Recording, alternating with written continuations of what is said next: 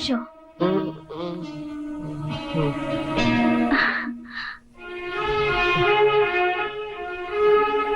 മാഷെന്താ ഇവിടെ? അവൻ കുഞ്ഞാലിക്കുട്ടിയല്ല, കണ്ണാലിക്കുട്ടിയാണ്. ഈ സ്കൂളിന്റെ ചരിത്രത്തിൽ ഇത്രയും വൃത്തികെട്ട ഒരു മാഷെ ഞാനിതുവരെ കണ്ടിട്ടില്ല. ചെറ്റത്തരമല്ലാതെ കയ്യിലില്ല. ആ ഹാജിയാർക്കുള്ള നിലയും വിലയും അവൻ ഒരുത്തനായിട്ടില്ലാണ്ടാക്കും. ഈ ചെറ്റ എങ്ങനെ ഒരു മാഷായി? കൈക്കൂലി അല്ലാണ്ടെന്താ? ഏത് നേരം ആ ഹാജിയാരുടെ മകളുടെ പുറകെ. ഹാജിയാരെങ്ങാനും അറിയണം, അവന്റെ തല പോവും. നേരാണോ ഇതൊക്കെ? പിന്നെ ഇവനെയൊക്കെ വെടിവെക്കണം. ഏതായാലും ആളൊന്ന് ശ്രദ്ധിക്കുന്ന നല്ലതാ. സാരി ചുറ്റി ആരെ കണ്ടാലും പഞ്ചാര വർത്തമാനം പറഞ്ഞ് പുറകെ കൂടും. 2 ദിവസം കൊണ്ട് ഏത് പെണ്ണിനെയും വലയിലാക്കും. എനിക്ക് അനുഭവം ഉള്ളതാ. പ്രേമലതേ, എന്തിനാണ് ഇങ്ങനെ വിളിച്ചു പോകുന്നത്? നിനക്കൊരു പെണ്ണും പിള്ളേണ്ടെന്ന് ഈ നാട്ടുകാർക്ക് മുഴുക്കെ അറിയാം. അറിയാം. എന്നാലും വിളിച്ചാൽ അവൾക്കൊന്ന് വിളി കേട്ടൂടെ? പ്രേമലതേ. ഏട്ടാ, ചേച്ചി ഇവിടെ ഇല്ല.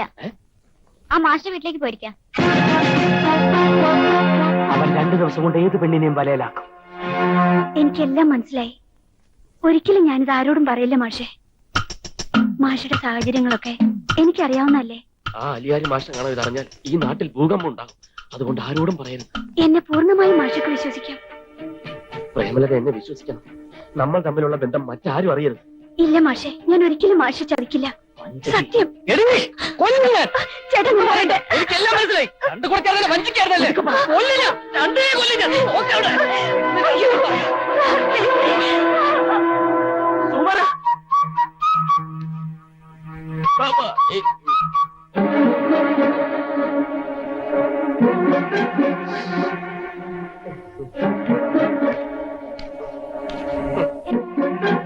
മലയാളം മാഷേ, ജോജി കേട്ടു, എല്ലാം ഞാൻ കേട്ടു.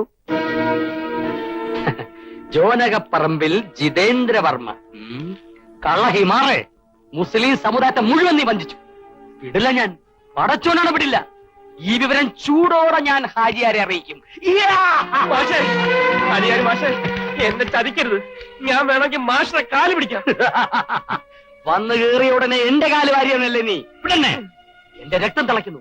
ഇസ്ലാമിന്റെ രക്തമാണ്. വിടില്ല ഞാൻ, നിന്നെയും വിടില്ല, നിന്റെ മറ്റവനെയും വിടില്ല. ഈ നാട് മുഴുവൻ മനസ്സിലാക്കട്ടെ നീ ആൾമാറാട്ടക്കാരനാണെന്ന്. ചോരയും നീരുമുള്ള മുസ്ലിം സഹോദരങ്ങളുണ്ട് ഈ നാട്ടില്.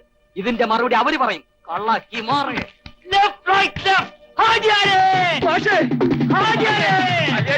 പറയുന്നൊന്ന് കേൾക്ക്.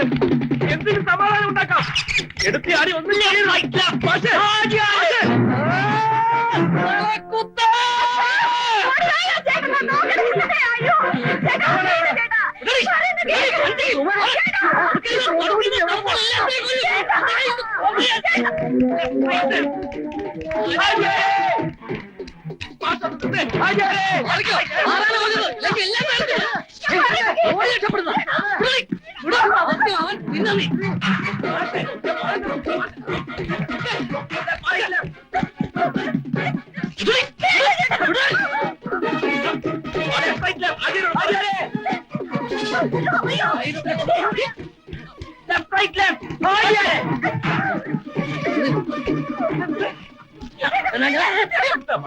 പിള്ളേരെ പോലെ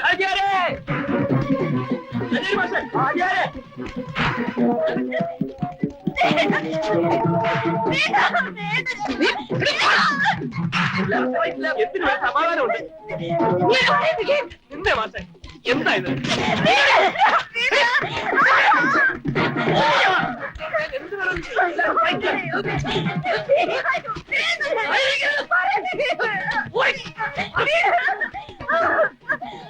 അനിയന് മാഷെ നിന്നെ. അയ്യോ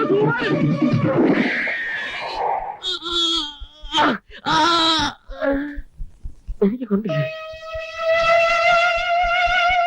അയ്യോ ബ്ലഡ് മാഷേ, അയ്യായിരം മാഷർക്ക് വെടിവെട്ട്.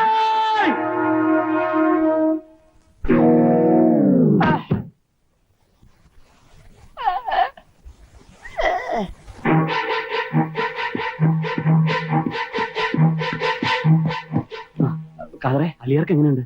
ബോധം വീണില്ലല്ലോ. ആ വീണു. അല്ല, സംഭവിച്ചത് എന്താണെന്ന് വല്ലതും പറഞ്ഞോ? അതെങ്ങനാ? ഉണ്ട തൊണ്ടേ തന്നെ ഇരിക്കല്ലേ. വെളിയിലെടുത്ത ആള് തട്ടി എടുത്തില്ലെങ്കിൽ സംസാരിക്കാൻ പറ്റൂല. അതാണ് അവസ്ഥ. ഭാഗ്യം. അല്ല, ജീവനെങ്കിലും തിരിച്ചു കിട്ടിയല്ലോ എന്ന് പറയായിരുന്നു അല്ലേ? ഹാജര് വന്നു? ഇല്ല, ഇപ്പൊ ഇങ്ങ് എത്തുന്ന പറഞ്ഞത്. വാ.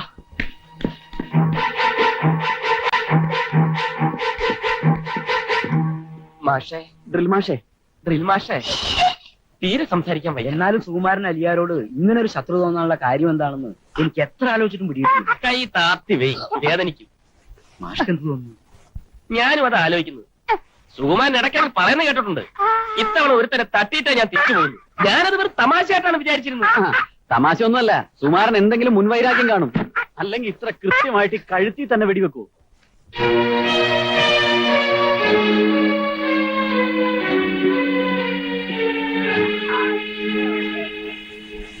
സബൂറ, എന്താ പിന്നെ ഉണ്ടായത്? വിശദമായി ഒന്നും അറിയില്ല.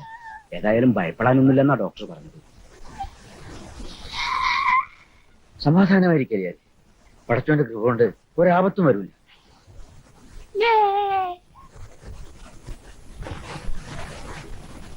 അലിയാർക്ക് എന്തൊക്കെയാ വേണ്ടതെന്ന് വെച്ചാ അതൊക്കെ ചെയ്തു കൊടുക്കണം.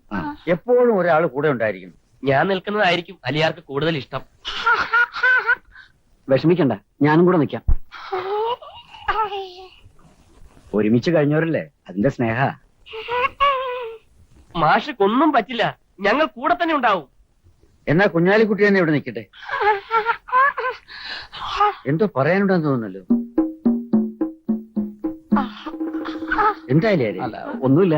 ഡോക്ടർ പറഞ്ഞത് വെടികൊണ്ട ഷോക്കിൽ ഓർമ്മശക്തി മുഴുവൻ നഷ്ടപ്പെട്ടിരിക്കുകയാണ്. കഴിഞ്ഞ കാര്യങ്ങൾ ഒന്നും ഓർമ്മയുണ്ടാവില്ല. കൊച്ചു കുഞ്ഞുങ്ങളെ പോലെ ദാ കൈയും കാലോട്ട് അടിക്കുന്ന കണ്ടില്ലേ? ദേഹം ഇളക്കണ്ടല്ലേ. സമാധാനമായിരിക്കും. ഞാൻ പോയിട്ട് വരാം. കൈവിട്, കൈവിട്. ഞാൻ പോലീസ് സ്റ്റേഷൻ വരെ പോവാം. പോലീസുകാർ വല്ല ഏടാകൂടം എഴുതി പിടിപ്പിച്ചാൽ പിന്നെ അതിന്റെ പുറകെ ചുറ്റിത്തിരിയും. പോയി നോക്കട്ടെ.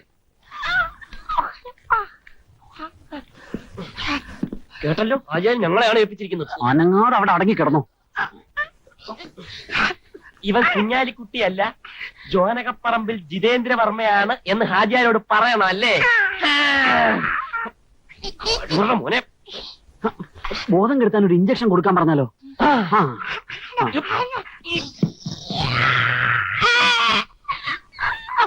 കേട്ടിടത്തോളം ഏത് പാതാളത്തിൽ ഒളിച്ചിരുന്നാലും ആ സുകുമാരൻ അവര് പൊക്കും.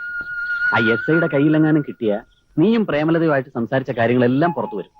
പിന്നെ അവര് പ്രേമലതയെ ചോദ്യം ചെയ്യും. അതൊക്കെ എനിക്കും അറിയാം. ഇതിനൊരു പോംവഴി എന്താണെന്ന് പറ. എടാ, നീ പ്രേമലതയെ കണ്ട് ആരെന്ത് ചോദിച്ചാലും ഈ കാര്യം മാത്രം പറയരുതെന്ന് പറഞ്ഞു. വേറെ എന്തെങ്കിലും കള്ളക്കഥകൾ പറഞ്ഞോട്ടെ, നീ പറഞ്ഞ അവൾ അനുസരിക്കാതിരിക്കില്ല.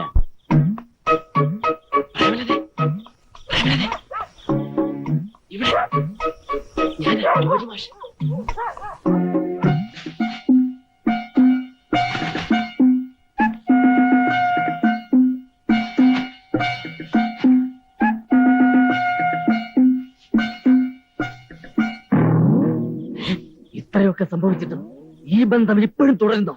ഇവിടെ പ്രേമലതയല്ല, കാമലതയാണ്.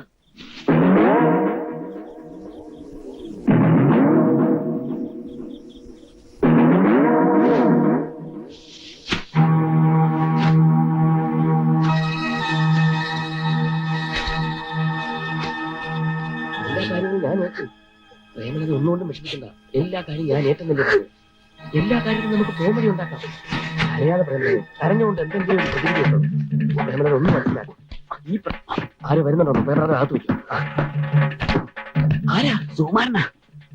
വാപത്തിക്കോ? നേരത്തെ പൊത്തി തൂക്ക്. ആ തൂക്കി. പട്ടാളത്തിന് തീറ്റ നിന്ന് എന്തൊരു വെയിറ്റ്. ഈ പ്രശ്നത്തിൽ ഇടപെടാൻ താനാരാ? എടോ, ഒരു മിലിറ്ററി ഉദ്യോഗസ്ഥരെ കിഡ്നാപ്പ് ചെയ്തുള്ള ശിക്ഷ എന്താണെന്ന് എനിക്കറിയോ? ഒരു കാര്യം താൻ മനസ്സിലാക്കണം. ഞാനേ സെൻട്രൽ ഗവൺമെന്റിന്റെ ആളാ, അറിയോ? സെൻട്രൽ ഗവൺമെന്റിന്റെ അല്ല, പ്രധാനമന്ത്രിയുടെ ആളായിരുന്നാലും ശരി, ലൈസൻസ് ഇല്ലാതെ തോക്ക് കൈവശം വെക്കുന്നത് ശിക്ഷാർഹമാണ്. അതെനിക്കറിയാവോ? ഒരു രാജ്യരക്ഷാഭടന് ഈ രാജ്യത്ത് എവിടെയും ഏത് തരം തോക്കും യഥേഷ്ടം കൊണ്ടു നടക്കാനുള്ള സ്വാതന്ത്ര്യമുണ്ട്. ആ സ്വാതന്ത്ര്യം തനിക്കുണ്ടോന്നാണ് എനിക്കറിയേണ്ടത്. ഒരു പട്ടാളക്കാരൻ തോക്കുമായി നാട്ടിൽ വന്നാൽ അത് പോലീസ് സ്റ്റേഷനിൽ റിപ്പോർട്ട് ചെയ്യണം. താൻ റിപ്പോർട്ട് ചെയ്തോ? ഇല്ല. എന്തുകൊണ്ട് റിപ്പോർട്ട് ചെയ്തില്ല? ഇതങ്ങനെ റിപ്പോർട്ട് ചെയ്യാൻ പറ്റിയ തോക്കല്ല. എന്താ റിപ്പോർട്ട് ചെയ്താല്? ഇതൊരു കേണലിന്റെ തോക്കാണ്. ആ തന്റെ കയ്യിൽ എങ്ങനെ വന്നു? അടിച്ചു മാറ്റി അല്ലേ? ഒരു പ്രത്യേക സാഹചര്യത്തിൽ അങ്ങനെ ചെയ്യേണ്ടി വന്നു. അപ്പൊ മിലിറ്ററിയുടെ കണ്ണിലും താ കുറ്റവാളിയാണ്. അതിനുള്ള ശിക്ഷ വേറെ. അതുപോട്ടെ, ഏത് നിമിഷവും അലിയാര് തട്ടിപ്പോവാൻ സാധ്യതയുണ്ടെന്നാണ് ഡോക്ടർ പറഞ്ഞത്. ഡോക്ടർ അങ്ങനെ പറഞ്ഞു അലിയാര് തട്ടിപ്പോയാൽ ആ നിമിഷം മുതൽ താൻ ഒരു കൊലപ്പുള്ളിയായി മാറും. അതിന് ഞാൻ അലിയാരെ അല്ല വെടിവെച്ചത്. പക്ഷെ കൊണ്ടത് അലിയാർക്കല്ലേ? അത് വിധി. ഞാൻ വെടിവെച്ചത് ആ വഞ്ചകൻ കുഞ്ഞാലിക്കുട്ടിയാണ്. വഞ്ചകൻ വഞ്ചകൻ വഞ്ചകൻ. ഞാൻ എപ്പോഴാണോ തന്നെ വഞ്ചിച്ചത്? ചേച്ചേ, നീ വീണ്ടും വന്നാ ഇന്നേക്ക് രണ്ടുപേരും അറിയണം. എന്റെ കാര്യമായിട്ട് നീ കൂടെ തെറ്റിദ്ധരിച്ചിരിക്കുകയാണ്. എല്ലാ കാര്യങ്ങളും ഞാൻ തുറന്നു പറയാം.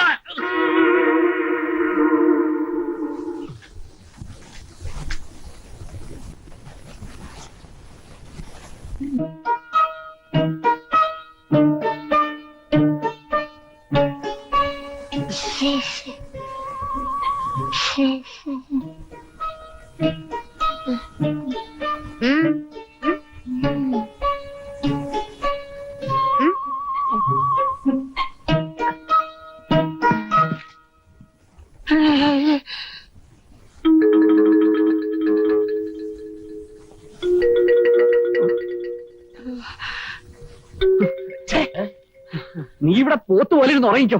കണ്ണ് തെറ്റി ഇയാള് ചെയ്തു വെക്കുന്ന വൃത്തികേടുകൾ കണ്ടില്ലേ? എന്താ ദേ ഈ സിസ്റ്റർക്ക് കൊടുത്തതാ, വായിച്ചു നോക്ക്.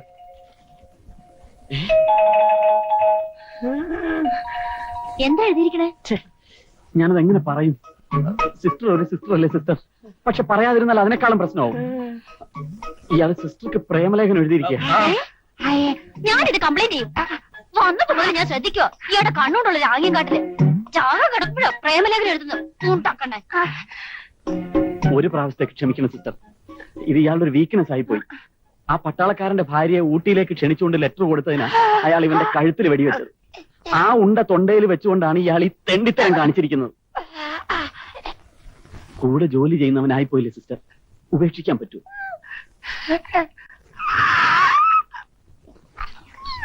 മാഷേ, ഇതിനൊരാളും തരവും ഒക്കെ നോക്കണ്ടേ? സിസ്റ്ററെ, മറ്റുള്ള എല്ലാ സിസ്റ്റർമാരോടും പറയണം ഇയാൾക്ക് പേപ്പറോ പേനയോ ചോദിച്ചാൽ കൊടുക്കരുതെന്ന്. അപ്പൊ ലവ് ലെറ്റർ എഴുതിക്കളെ. പേപ്പർ പോയിട്ട് ഇനി മരുന്ന് പോലും ഇയാൾക്ക് കൊടുക്കില്ല. വൃത്തികെട്ടവൻ. Very good. സിസ്റ്റേഴ്സ് ആയാലും ഇങ്ങനെ വേണം.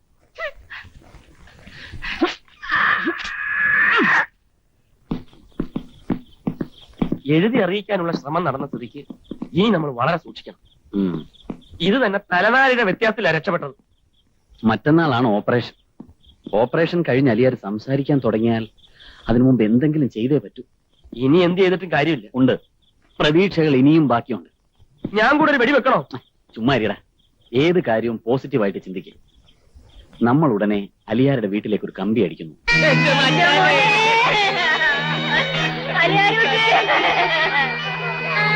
ഗ്ലൂക്കോസ് വേണോ?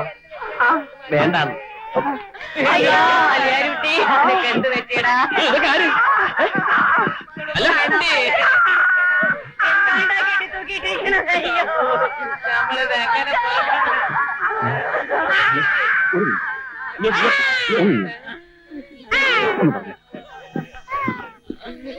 അലിയാർ മാഷ ആരാണ് പറഞ്ഞത്? ആണോ? രണ്ടാമത്തെ മകള് നബീസാന്റെ. അത് മനസ്സിലായി. ഏതായാലും ഇപ്പൊ വന്നത് നന്നായി. ആരാ? ഉമ്മയാണല്ലേ? പേടിക്കാനൊന്നുമില്ല. ഇതാരാ? ഇത് അലിയാരൂട്ടിയുടെ ആദ്യത്തെ ബീവി, ഇത് രണ്ടാമത്തെ അത് ബീവി, ശരി. ഇത് രണ്ടു കുടിയിലും ഉള്ള മക്കൾ. ഒന്നൊന്നും പേടിക്കണ്ട. രണ്ട് കെട്ടിയിട്ടാണ് ഈ പണിക്ക് പോയതല്ലേ? ഇവിടുത്തെ ചികിത്സയും വിശ്വസിച്ചുകൊണ്ടിരുന്ന മച്ചാനെ ജീവനോടെ കൊണ്ടുപോകാൻ പറ്റില്ല. എന്റെ റബ്ബേ, ഇനിയിപ്പോ എന്ത് ചെയ്യും? ഒന്നും ആലോചിക്കാനില്ല. എത്രയും വേഗം മച്ചാനെ നാട്ടിലേക്ക് കൊണ്ടുപോയിക്കോ. അതാണ് നല്ലത്. ആ വെടിവെച്ച പട്ടാളക്കാരനാണെങ്കിൽ രണ്ടും കൽപ്പിച്ചിറങ്ങിയിരിക്കാം. മാഷ തട്ടിയിട്ട് ജയിലിൽ പോകൂ എന്നാണ് അയാൾ പറയുന്നത്. ഇന്നലെ തോക്കുമായിട്ട് ഇവിടുത്തെ മതിലിയാടി കിടക്കുന്ന സെക്യൂരിറ്റിക്കാർ കണ്ടു. അതിന് മാത്രം എന്ത് തെറ്റാ മച്ചാൻ ചെയ്തത്? തെറ്റും ശരി ആലോചിച്ചിരുന്ന മച്ചാന്റെ മയ്യത്തെ കൊണ്ടുപോകുള്ളൂ. ആരും ബഹളം ഉണ്ടാക്കരുത്. പതുക്കെ.